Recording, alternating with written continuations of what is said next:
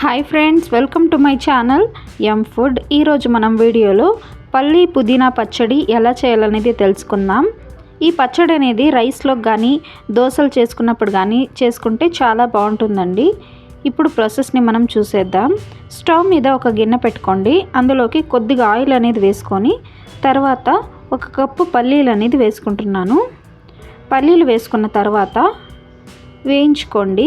కలుపుకుంటూ లైట్గా కలర్ మారేంత వరకు ఈ పల్లీలు అనేది వేయించుకోండి. ఇప్పుడు పల్లీలు అనేవి వేగిపోయాయి. ఒక ప్లేట్లోకి తీసి పెట్టుకుందాం.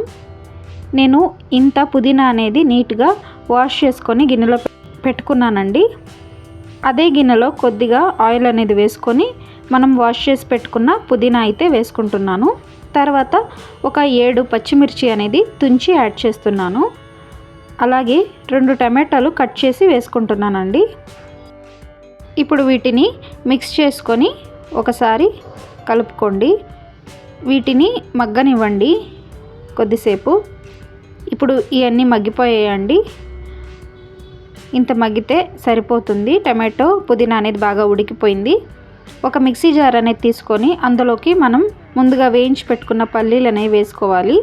తర్వాత పుదీనా, టమాటో, పచ్చిమిర్చి కూడా ఇందులోకి యాడ్ చేసుకోవాలి. తగినంత సాల్ట్ అనేది చూసి వేసుకోండి. కొద్దిగా చింతపండు కూడా ఇందులోకి వేసుకుంటున్నాను. ఇప్పుడు మూత పట్టుకొని మిక్సీ పట్టుకోండి.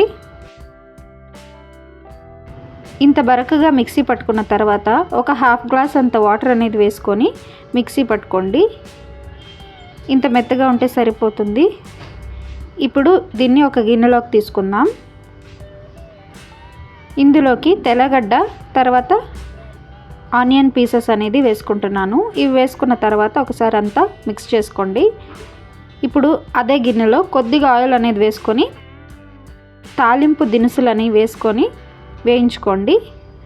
ఫైనల్గా కరివేపాకు కూడా వేసుకొని స్టవ్ ఆఫ్ చేసుకొని మనం పచ్చడిలోకి అయితే వేసుకుందాం.